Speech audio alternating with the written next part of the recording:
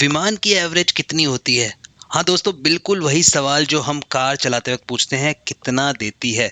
आज हम यही जानेंगे कि एक कमर्शियल फ्लाइट, एक एग्जांपल ले लेंगे दिल्ली से मुंबई का। दिल्ली से मुंबई जाने वाली 2 घंटे की फ्लाइट का खर्चा कितना होता है और उसका पर किलोमीटर फ्यूल कंजम्पशन और कॉस्ट क्या होता है।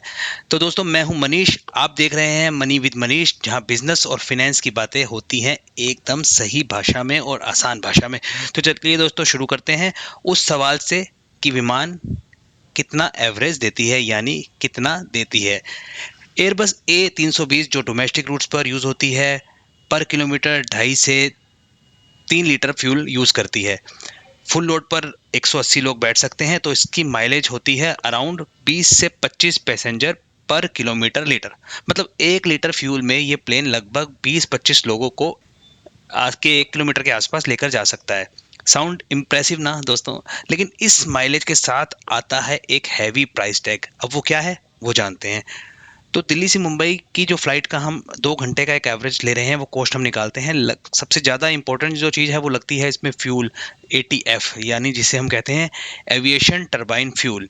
ये सबसे बड़ी कॉस्ट है। 6.5 से 7 लाख रुपए लगभग इस पे खर्चा आ जाता है।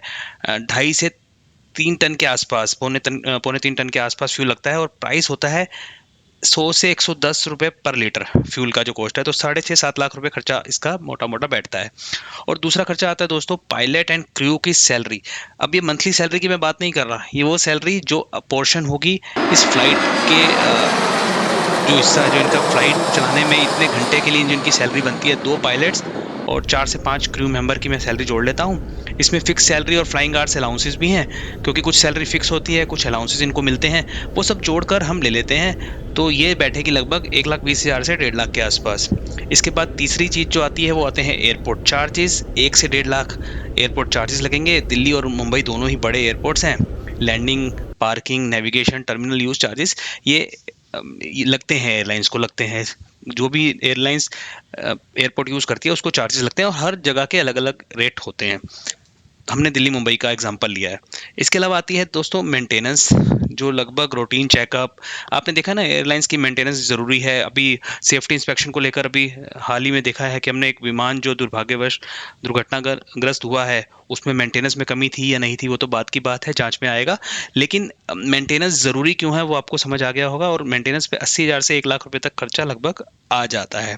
इसके अलावा ground handling charges, depreciation, insurance, lease rent, जो कई बार लीज पे एयरक्राफ्ट लिए होते हैं तो उसकी कॉस्ट आती है। जनरली जो कंपनियां हैं वो एयरलाइंस जो ऑपरेट करती हैं, वो जो एयरक्राफ्ट लेती हैं वो लीज पर लेती हैं, तो उसका लीज रेंट आता है।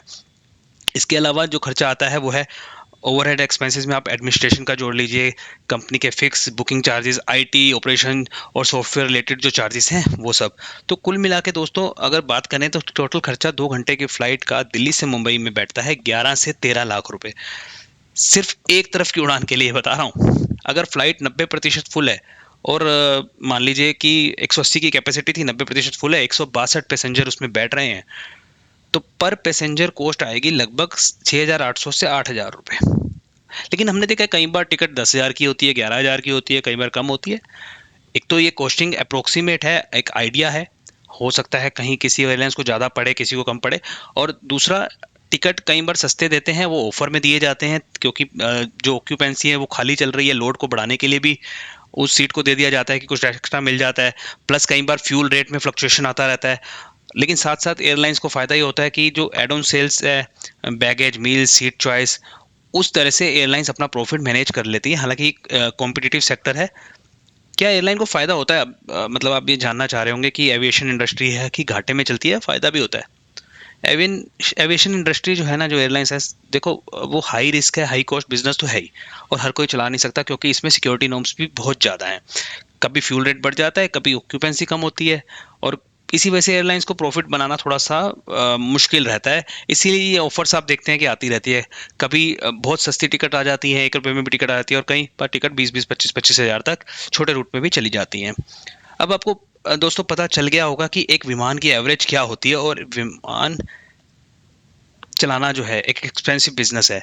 अगर ये वीडियो इंटरेस्टेड लगा हो ना दोस्तों, तो लाइक, शेयर और सब्सक्राइब ज़रूर करना। कमेंट्स में मुझे लिखना कि आप जानना चाहते हो ट्रेन वर्सेस फ्लाइट का रियल कॉस्ट कंपैरिजन या एयरपोर्ट बिजनेस मॉडल।